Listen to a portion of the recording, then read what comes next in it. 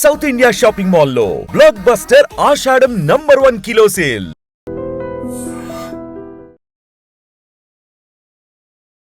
Welcome to iDream media. So జనరల్గా మోకాలు నొప్పుల సమస్య ఒకప్పుడు చాలా పెద్ద ఏజ్లో ఈ ప్రాబ్లం చూసేవాళ్ళము. ఇప్పుడు చిన్న ఏజ్లో ఈ ప్రాబ్లం అనేది వస్తూ ఉంది. రకరకాల ట్రీట్మెంట్స్ చెప్తూ ఉంటారు. అయితే ఆయుర్వేదం ఈ మోకాలు నొప్పుల గురించి ఏం చెప్తుంది, దీన్ని తగ్గించుకోవడానికి ఎలాంటి చిట్కాలు ఉన్నాయి, పూర్తి వివరాలు తెలుసుకుందాం. మనతో పాటు ఉన్నారు ప్రముఖ ఆయుర్వేద వైద్య నిపుణులు డాక్టర్ సుబ్రహ్మణ్యం గారు from Amrutham ayurvedic hospital. Doctor గారు నమస్తే అండి. నమస్తే అమ్మా. మోకాల నొప్పులు సమస్య, ఈ సమస్య అందరికీ ఉంటుంది. సో కొంచెం మెట్లకి దిగితే కూడా మోకాలు నొప్పులు వస్తున్నాయని చెప్తూ ఉంటారు. సో ఈ సమస్య తీవ్రమైతే ట్రీట్మెంట్ కోసం వెళ్తూ ఉంటారు. అసలు మోకాలు నొప్పులు ఎందుకు చిన్న వయసులో వస్తున్నాయి, ఎట్లా గుర్తించాలి, దీని గురించి ఆయుర్వేదం ఏం చెప్తుంది? మీరు ఒక calcium, iron, B12, D vitamin ఎవరైతే ఈ నొప్పులు వస్తున్నాయో వాళ్ళందరూ ఈ 4 టెస్టులు ముందు ఒకసారి టెస్ట్ చేసుకొని చూడాలండి. తర్వాత ఇంకోటి 5వది CBP అంటే కంప్లీట్ బ్లడ్ పిక్చర్. దీంట్లో ఏదో ఒకటి లోపం ఉంటుందండి. ఈ మోకాళ్ళ నొప్పులను వచ్చిన వాళ్ళల్లో ఎవరికి చూసినా ఈ 5లో రక్తమైనా తక్కువ ఉండడం, లేదా కాల్షియం తక్కువ ఉండడం, లేదా ఐరన్ తక్కువ ఉండడం, లేదా B12 తక్కువ ఉండడం, లేదా డి విటమిన్ తక్కువ ఉండడం.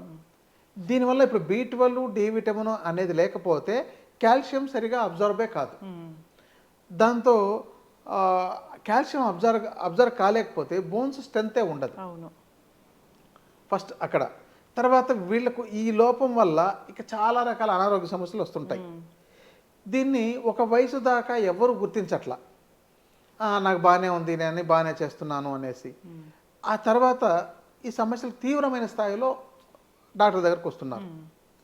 ఇంకొకటి ఏంటంటే ఇప్పుడున్న ఆహార విధానము, జీవనశైలి వల్ల ఏ నొప్పులు లేకుండా ఉండేవాళ్ళు చూడలేకపోతున్నాం.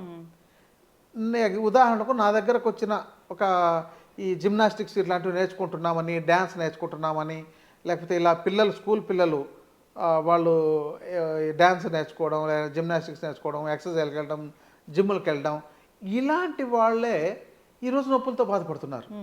ఒక్కోసారి వాళ్ళు వాటికి వెళ్ళలేకపోతున్నారు. కారణం ఏంటంటే చిన్నప్పటి నుంచే వాళ్ళకి సఫిషియెంట్ డి విటమిన్ ఉన్నట్ల అంతా మొత్తం బాడీకి అంతా ప్యాక్ చేసి స్కూళ్ళకు, కాలేజీలకు పంపిస్తున్నారు. షూల దగ్గర నుంచి టైల్ దాకా, గొంతు దాకా బిగించేసి మొత్తం అంతా ఇవన్నీ వేసి కట్టేసి, ఇప్పుడు బ్లౌజర్స్ లేకుండా కానీ, లేదంటే కోట్ లేకుండా కానీ, లేకపోతే ఫుల్ హ్యాండ్స్ ఇవే లేకుండా ఇలా అసలు స్కూళ్ళలో కానీ మనం ఎక్కడ కాలేజీలో కానీ చూడలేకపోతున్నాం. ఇదొక అంతా మొత్తం కట్టేసి పెట్టేసినట్టు వెళ్తున్నారు. ఇంకా వీళ్ళు వెళ్ళి ఏసీ బస్సుల్లోనో, ఏసీ కార్లోనో, లేదా ఏదో కొంత సన్ ఎక్స్పోజర్ ఉంటుంది తప్ప మిగతా అసలు శరీరాన్ని బట్టలు ఇప్పేసి ఒక డ్రాయర్తోనో, ఒక చెడ్డీ లాంటి వాటితోనో, లేకపోతే ఒక మినిమం డ్రెస్తోనో వాళ్ళు బయట కనీసం గంట కూడా ఉండే అవకాశాలు లేదు. ఒక వ్యవసాయం చేసే వ్యక్తి తన ఓన్లీ ఒక పంచె కట్టుకునో, చెడ్డీ వేసుకునో వెళ్ళి చక్కగా పొలంలో వర్క్ చేస్తున్నట్లయితే అతని పని అవుతుంది. దానికి ఎండకు వల్ల డి విటమిన్ సఫిషియెంట్గా వస్తుంది. ఇక వీళ్ళు తీసుకునే ఆహారంలో రొటీన్ ఫుడ్ ఉంటుంది ఎక్కువగా. ఒక బియ్యం తీసుకొని, ఒక మినపప్పు తీసుకొని, దాంతో ఇడ్లీ, దాంతోనే దోశ, దాంతో ఇంకా వెరైటీ రొట్టెలు, దాన్నే నూనెలోకి వేసి ఇంకొకటి, ఇప్పుడు దాంతోనే మసాలా ఇడ్లీ, మసాలా దోశలు, రోజు ఇదే ఐటెం.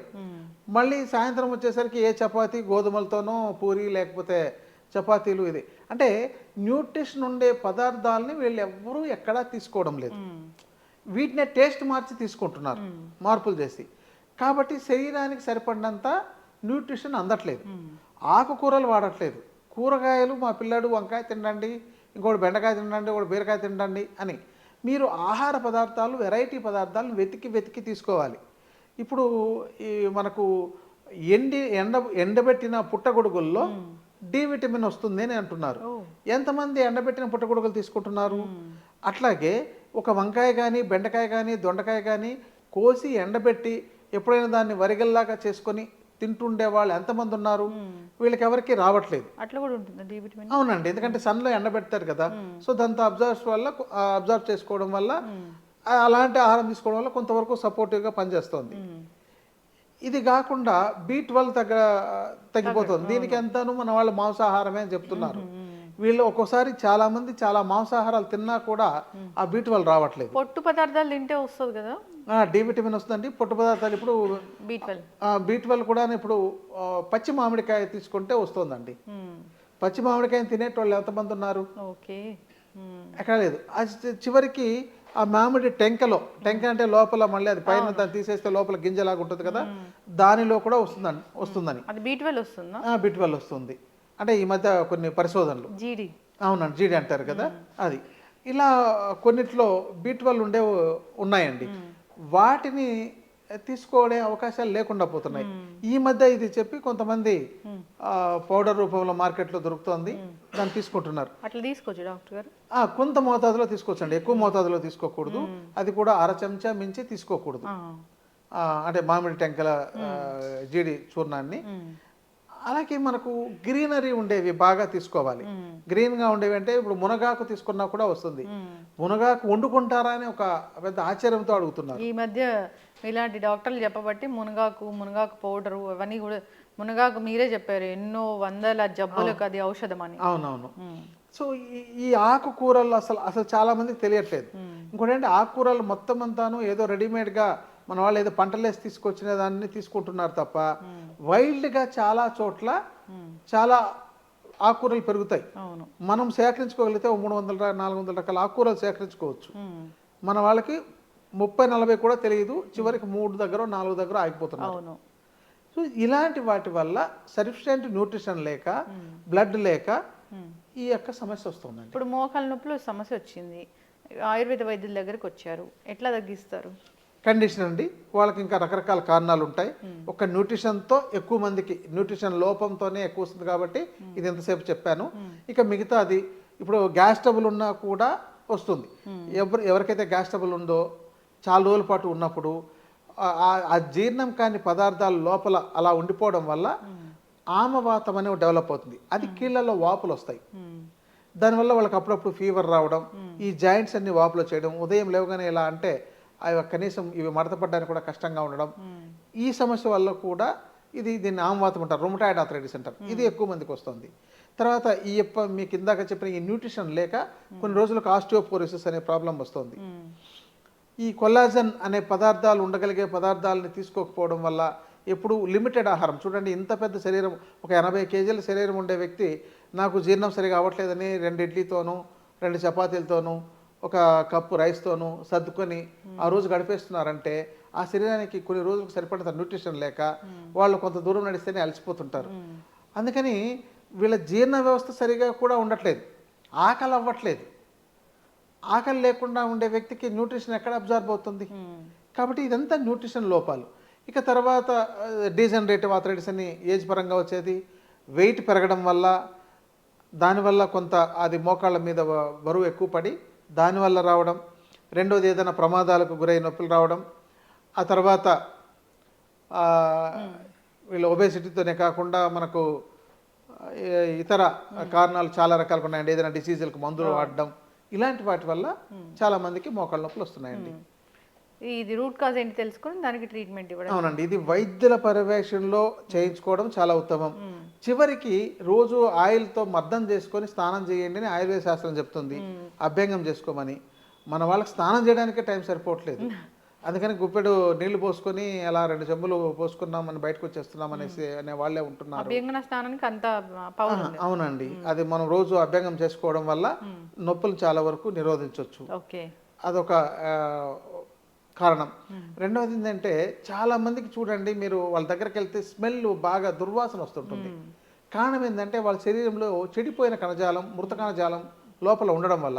ఎందుకంటే వీళ్ళు న్యూట్రిషన్ లేని పదార్థాలు తీసుకోవడం, సరిగా విరేచనం కాలేకపోవడం, కాన్స్టిపేషన్ మలబద్ధకం లాంటివి ఉండడం వల్ల ఈ యొక్క దుర్వాసన వస్తుంటుంది. అందుకని శరీరం ఎప్పుడు దుర్వాసన వస్తుందంటే వాళ్ళకు లోపల మృత కణజాలం ఉన్నందువల్ల చాలా వరకు చాలా ఆర్గాన్స్కు ఇబ్బంది కలిగే అవకాశాలు ఉన్నాయి, రోగాలు వచ్చే అవకాశాలు ఉన్నాయి. కాబట్టి వీళ్ళు ఏంటంటే వైద్యుల పర్యవేక్షణలో అప్పుడప్పుడు విరేచన చికిత్స అని ఒక ఔషధాలతో కొన్ని తీసుకునే ఉంటాయండి. శరీరం శుద్ధి చేసుకోవడం, మంచి కణజాలాన్ని డెవలప్ చేసుకోవడం, ఇలాంటి వాటిని వైద్యుల పర్యవేక్షణలో చేసుకోవాలి. దీనికి ఇంకా చెప్పాలంటే ఆయుర్వేదంలో పంచకర్మ చికిత్సా విధానం అని ఉంటుంది, ఆ విధానంతో చేసుకున్నట్లయితే ఇవి తగ్గుతాయండి. మరి మోకాళ్ళ నొప్పులు వస్తున్నాయి, ఏదైనా దాని మీద ఆవిరి లాంటిది పెట్టడం కానీ ఏదైనా పెడితే ఇది నొప్పి తగ్గుతుంది అని ఏమైనా అంటే రెమెడీస్ ఉన్నాయి? హోమ్ రెమెడీస్ చాలా ఉన్నాయండి. ఇసుక వేపుడు చేసి ఒక గుడ్డలో ఒక మూట కట్టి కాపడం పెట్టుకున్నా కూడా కొంతవరకు తగ్గుతుందండి. ఏదైనా ఆయిల్ని మర్దన చేసుకున్నా కూడా తగ్గుతుంది. అంటే దాంతో ఇక వాళ్ళ ఇంట్లో తయారు చేసుకోవాలనుకుంటే మంచి తైలం అనుకోండి, ఇప్పుడు నువ్వుల నూనె 1 కిలో తీసుకొని, వెల్లుల్లి బాగా దంచి, వెల్లుల్లి ఉంటుంది కదా మనకు, అది 1 కిలో తీసుకొని దీన్ని బాగా దంచేసి ఈ నువ్వుల నూనెలో కలిపి మొత్తం కలిపేసి దానికి 2 అంటే ఇది 1 కిలో నువ్వుల నూనె కిలో అయింది, 2 కిలోలు అయినాయి కాబట్టి దీనికి ఒక 4 లీటర్ల నీళ్లు పోసేసి ఇక మెల్లగా మరిగిస్తుండాలి స్టవ్ మీద. మరిగిస్తే మొత్తం ఆ నీరంతా ఆవిరైపోయిన తర్వాత ఈ వెల్లుల్లంతా మాడిపోయినట్టు అయిపోయి ఆ మొత్తం తైలం మాత్రం మిగులుతుంది. మళ్ళీ దాన్ని దించి చల్లార్చి నీరంతా పూర్తిగా ఆవిరైపోయిన తర్వాత మనకు అర్థమవుతుంది ముందు పెట్టినప్పుడు ఎలా ఉంది, తర్వాత ఎంత క్వాంటిటీ ఉందని మనకు అర్థమైపోతుంది. దాన్ని తైలపాకం రావడం అంటారు. చేసిన తర్వాత దాన్ని దించి వడబోసుకొని, అంటే ఒక గుడ్డలోకి వేసి వడబోసి బాగా పిండేసుకుంటే తైలం తయారవుతుంది. దానిలోకి కొంచెం కర్పూరము, ఈ మెంతాలని దొరుకుతుంది మనకు మార్కెట్లో, వాంపు అనే అంటారు, వాంపు పుదీనా పువ్వు అంటారు, మెంతాల్, తైమాల్, ఈ యొక్క క్యాంఫర్, ఈ 3 కలుపుకోవచ్చు. లేదంటే ఏదైనా ఒకదాన్నో 2 కూడా కలపవచ్చు వాళ్ళకి అందుబాటులో ఉన్నదాన్ని బట్టి. 1 కేజీకి 20 నుంచి 30 గ్రాముల మోతాదులో వాటిని ఈ 3 కలిపేస్తే లిక్విడ్ అయిపోతుంది, దాన్ని కలిపేసేయచ్చు. లేదంటే కర్పూరాన్ని కూడా కలపొచ్చు అనమాట. మనకు దాంతో ముద్ద కర్పూరం తీసుకోవడం మంచిది. పచ్చ కర్పూరం కూడా తీసుకోవచ్చు. అలా కాకుండా హారతి కర్పూరం తీసుకోవద్దు. హారతి కర్పూరం అది ఆర్టిఫిషియల్ కదా, ఆర్టిఫిషియల్. ఇది ఏదంటే ముద్ద కర్పూరం కూడా ఆర్టిఫిషియలే, కానీ దాంతో అక్కడ వెలగడానికి కొన్ని వేరు కలిపింటారు. ఇది అలా కలిపి ఉండరు అనమాట. దీన్ని కలిపేసి ఈ ఆయిల్తో వీళ్ళు నొప్పులకు మర్దం చేసుకుంటుంటే నొప్పులు తగ్గుతాయండి. ఇక వీళ్ళకు కాల్షియం డెఫిషియన్సీ, ఇంతకు ముందు చెప్పినట్టు కారణాల్లో ఏమైనా ఉన్నట్టయితే వాటికి తగిన చికిత్స కానీ టాబ్లెట్స్ తీసుకోవడం కానీ, లేదంటే వైద్యుల పర్యవేక్షణలో మునగాకు లాంటివి హెర్బల్స్ కొన్ని వాడుకోవడం కానీ చేసుకున్నట్లయితే ఈ సమస్యను అధిగమించవచ్చండి. చక్కగా చెప్పారు డాక్టర్ గారు. ఎందుకు వస్తుందంటే మీరు చాలా చెప్పారు, కారణాలు ఏంటి అని చెప్పారు. ఆ కారణాలు కరెక్ట్ చేసుకుంటే మోకాలు నొప్పులు తగ్గుతాయి. అంతేకాదు రకరకాల హోమ్ రెమెడీస్ కూడా ఉన్నాయి. ఉపశమనం కావాలంటే ఆ విధంగా చేసుకోవచ్చు. డాక్టర్ దగ్గరికి వెళ్తే అసలు ఏంటి వాళ్ళ ప్రాబ్లం అనేది దాన్ని కరెక్ట్ చేసి సో ఈ ప్రాబ్లం తగ్గించడానికి ట్రీట్మెంట్ అనేది ఇస్తారు. చక్కగా చెప్పారండి. ఫాలో అవ్వాలని కోరుకున్నాం. ధన్యవాదాలు డాక్టర్ గారు. నమస్తే అండి. Sir, one life lesson what medicine has taught you. Whatever you can do without expecting.